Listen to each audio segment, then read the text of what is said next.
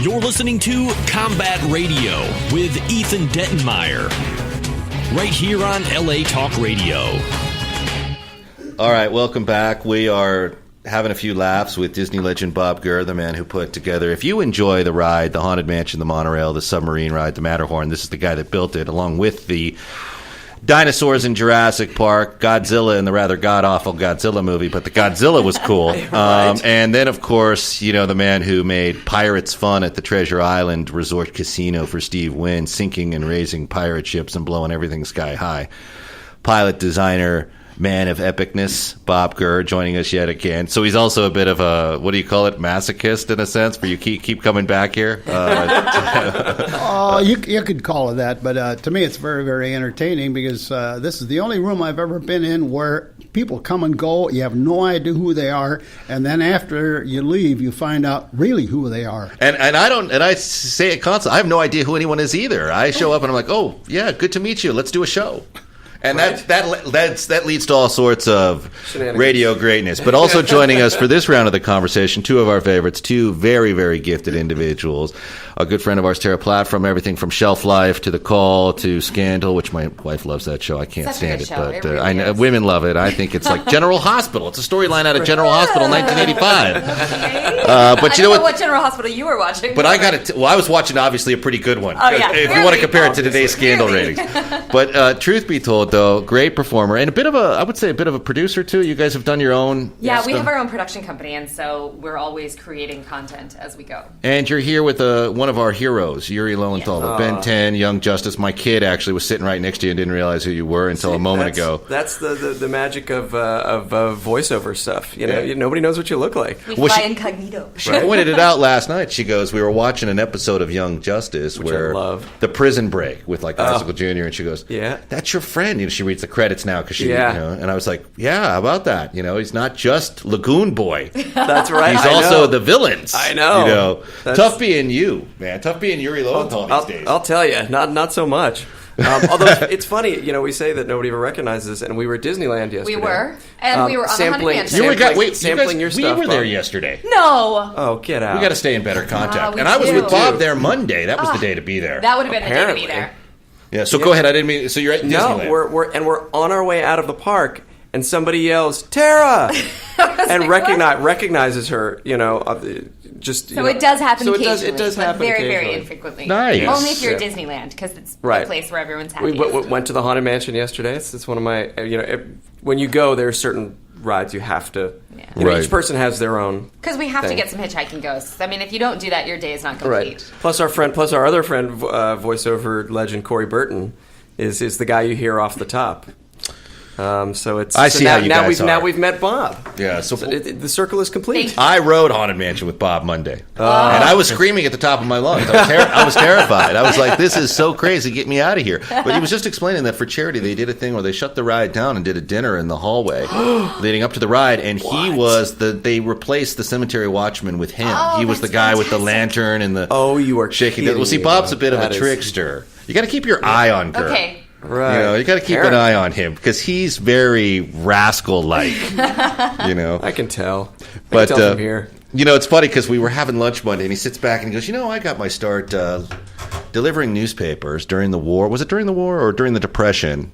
No, during the war. During the war, and the second war. The second war. I'm not that old. No, I know. But you were saying that, you know, and I had to deliver papers to Lon Chaney Jr. Wow. And who, Creighton, as he was really known, Creighton. Lon Chaney Sr. is probably, I'm not an actor, but from just an entertainment standpoint, Lon Chaney Sr. was probably my hero in terms of being a guy who can seriously become somebody else. And you would not even believe he was the Hunchback and he was the Phantom, and you go, there's no way. But you said that he would show up and he'd say, "Okay, I'm going to make you the same deal I made the last kid. When you knock on my door, whatever I have in my pocket, you get." Oh, wow. The movie people in those days, this was like in 1943, 44, 45, that period of time. And that was in Studio City, just a couple of miles east of where LA Talk Radio studios are. And it was Thank you. It was always very fascinating because we had Lon Chaney Jr., we had Remember Frog from the Gene Autry sidekick, Smiley Burnett? Oh, yeah. We had Josephine Dillon, who was the first wife of Clark Gable, who was his voice teacher, drama teacher. A whole bunch of other people, a lot of producers, but they're all in a very small area. In those days, the movie colony lived in just ordinary houses back in that period of time. But they were all tricksters. Lon Chaney had this gag of you knock on the door collecting for the Hollywood Citizen News, which is like $1.25 a month, and he says, "Well, kid, I'll give you all the change in my pocket. If it comes over, fine. If it comes under, well, that's your tough luck." You go talk to Josephine Dillon, and here's this retired actress who kind of got dropped by the wayside, and she'd always see you coming and want to give you some iced tea or cookies or something. And it always wound up, she was showing me photos of how beautiful she used to be and the movies she used to be in. That old trick with the paper boy. Yeah, they're still using that. This is going. Oh yeah, there was another lady that did that a lot, and I kind of felt sorry for her. She was Ma Hardy in the Hardy Boys. Oh series. wow! Oh wow! And but back when it was Ma Hardy and not Mrs. Hardy, Right. or single mother Hardy as it is now. Yes. You know? yeah. She was kind of sad, but I knew if I took the money and ran, she'd be sad. So it was like I had to spend an extra 20 minutes collecting the money because she always had new photos to show me. We had guys like Big Boy Williams. We had Hoot Gibson. Every one of these people were characters. A lot of these names, people wouldn't know them today unless you went on Wikipedia and looked them up. Buster Crab. You said you had Buster Crab. Yeah, Buster Crab, Flash Gordon. Flash Gordon, man. Yeah. He kind of lived in a not quite so nice a house. He lived next to the North Hollywood stables, next to the river there. So Down by the river? Yeah, down by the river. Hard times when on Flash that Gordon side. got canceled, huh?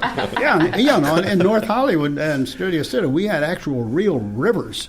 You know, Wow. nowadays it's all freeways and channels. You know, Yeah. but, You know what? It says a lot about you, Bobby, and so gracious to take the time to look at the photographs and give these people their moment with you, you know, like showing you the pictures of themselves. It's just like you do today when you come by the radio station and you say, okay, I'll listen to you talk for a half hour or 45 minutes or whatever time I got. And I know you're a busy guy, but it's nice to see you're still the same gracious individual you were when you were delivering papers to Lon Chaney Jr.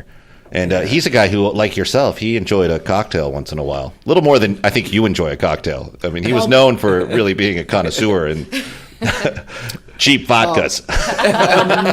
I could sort of sense that because there were several people. They'd come to the door a little slow and a little on red-eyed look, and had hard time finding. 4 in the afternoon. And now sometimes it's earlier in the day. They'd have a hard time trying to find the money in the house. Right. You know, so I figured, well, there's a lot of people in the movie business probably have some personal troubles or something, and. That's a nice way of putting it. When he was doing all those Universal Monster Machine movies, the joke was you couldn't smoke around him because it might ignite a fire. No smoking around. That's my own. Okay, never mind. But he was known for having a good time. I was going to say something in related to the trip these guys took to Disneyland yesterday. I forgot. I can't believe I was there too I yesterday. can't believe that. That's ridiculous. Shoot. And you know what? I had all these passes too. I had all these jump the line passes that my friend gave me, and we were leaving with them. I was like, I could have handed them to you guys. Wasted. That's Only I had known. I know. It's like having cash on you almost. right. Yeah, it's worth more than cash at Yeah. Disneyland.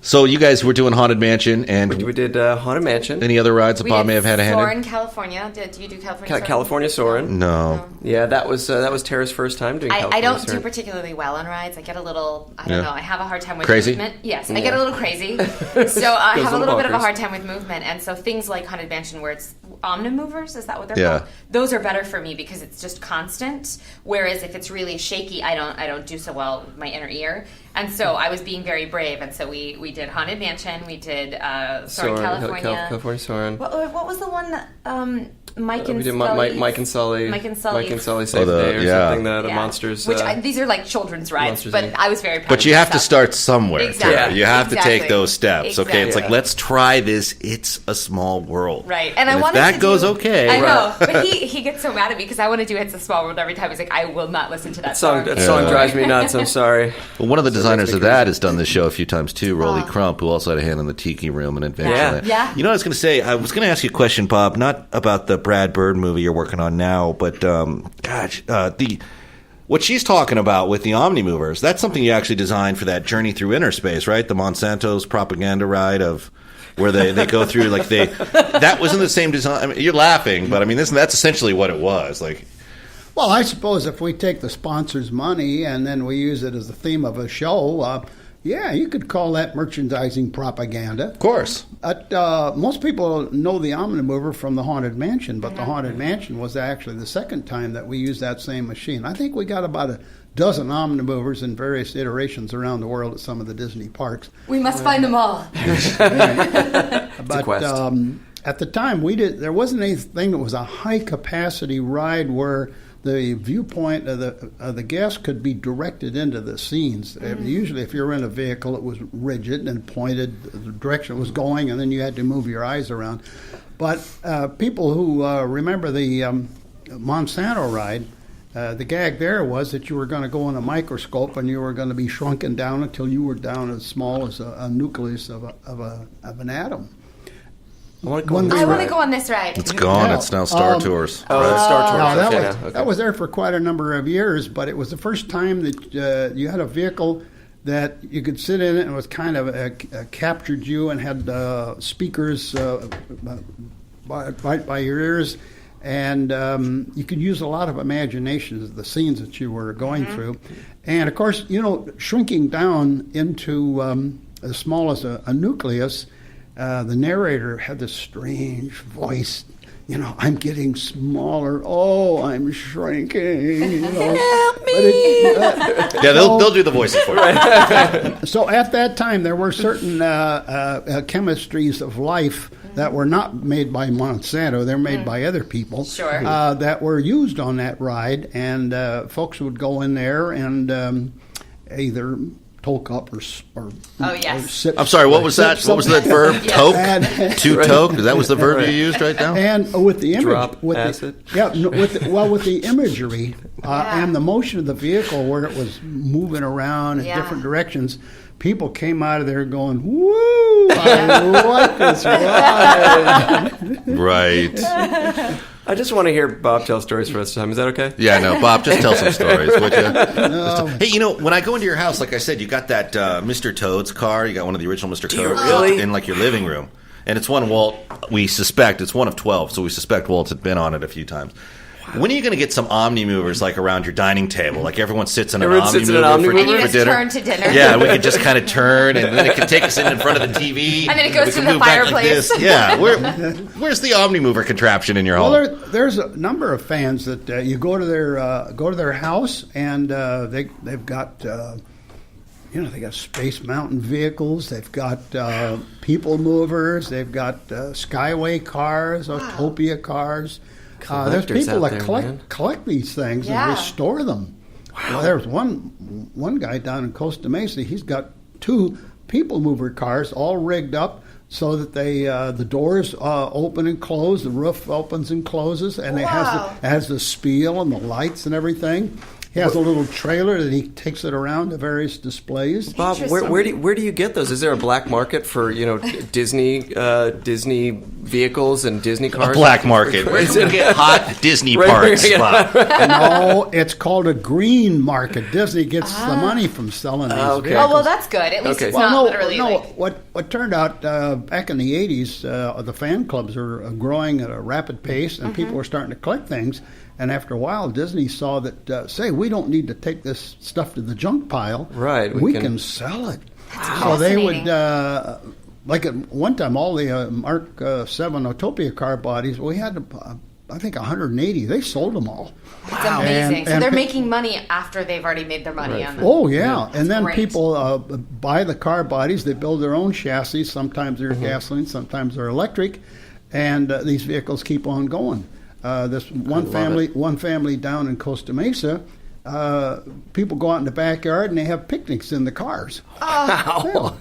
Are you talking about the marijuana farm? No, so where the marijuana, where you guys had to take the marijuana out and put the Matterhorn in? Is that story? I'm sorry, I stepped out. no, so Disneyland had a Disney eBay site where they would put these vehicles for bid. I was going to ask where you even go to find stuff like that. Well, they go on eBay. So Disney periodically will sell stuff. In fact, I saw pictures of a monorail vehicle, a Mark IV monorail that I did originally in 1971 for Walt Disney World.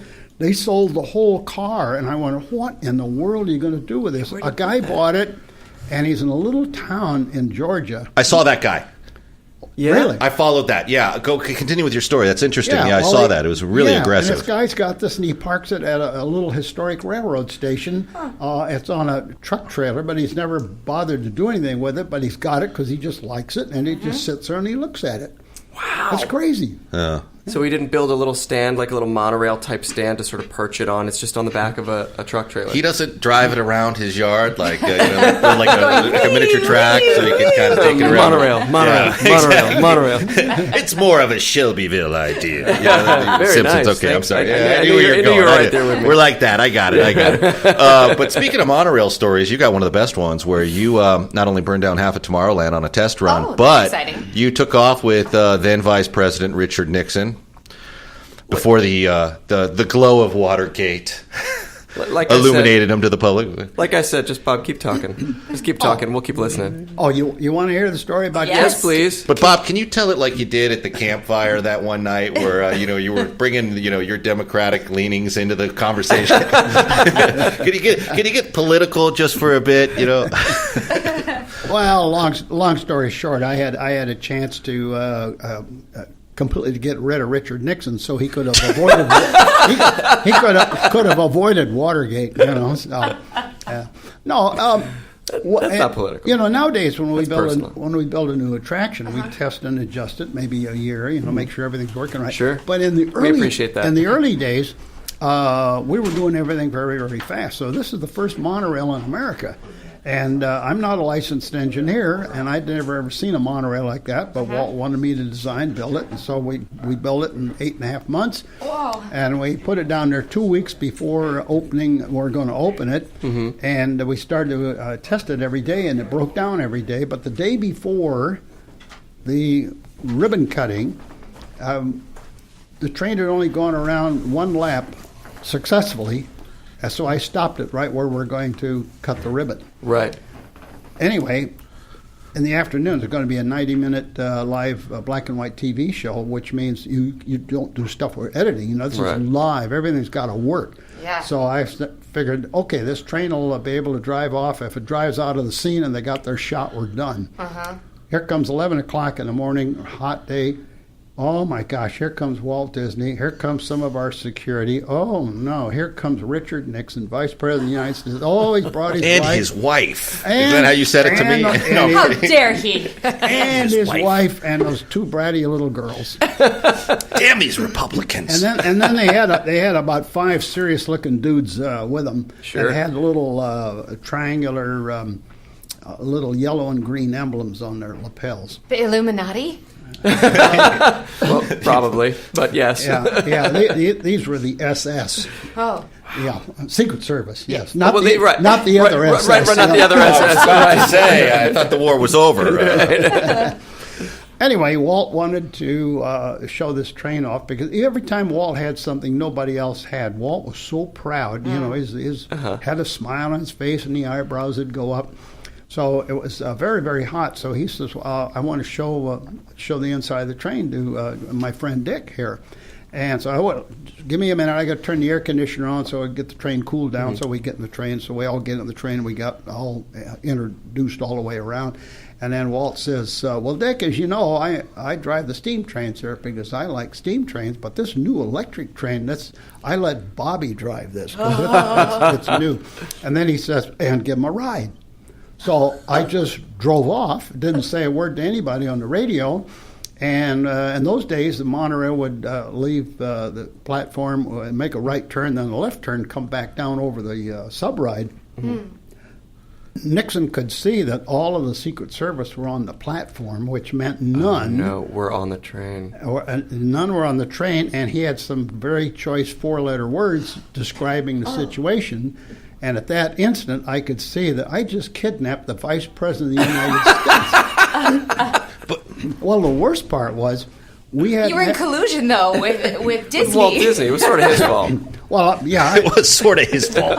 Yeah, I could have saved that Watergate stuff, see if I'd done it. Well, the problem is we hadn't figured out how to get out of a burning monorail yet, the exit procedures, particularly over the subride, because you got to get ladders in the water or something like that. And that's where he noticed that there's no Secret Service in the train. Oh. So we drove around, came back to the platform, and I was so relieved because I put the train right back where it was because I did risk that train just to do that drive for Nixon. And the Secret Service was running toward the train to get in it, and then the girls said, let's go again. So I gave them another ride, and then the platform, as I go by, the Secret Service is running with it, trying to jump in it. So I go around a second lap, which I can't even remember. I was really distraught. Because this is really going to be bad. Came back around, everybody got out, and Nixon led us down the down ramp, turned and looked back up there. All the Secret Service are sitting in the train. And my opinion of Richard Nixon's Secret Service was, I can't use bad enough language to describe it. What about the part in the ride, though, Bob, you told me where you were cruising and Nixon was like, this is such a thrill for me to be on this monorail. This is such a feat of human engineering and achievement. I'm so thrilled to be the first to ride it. And you looked down and he said, well, actually, we had Kennedy on it last night. He actually got the first ride. This is just a token thing. What about that part of the ride, Bob? And boy, speaking of Kennedy, what a man, huh? I know who I'll be voting for in the future. Can you tell them all that? Well, I do remember the handshake. When you shake someone's hand, you have pretty good feeling. But that was some of the coldest family handshakes I ever got out of anybody. Was Dick Nixon and his wife and the little girls there. That was just you could just tell that Mr. Nixon's life was not going to end well. Wow.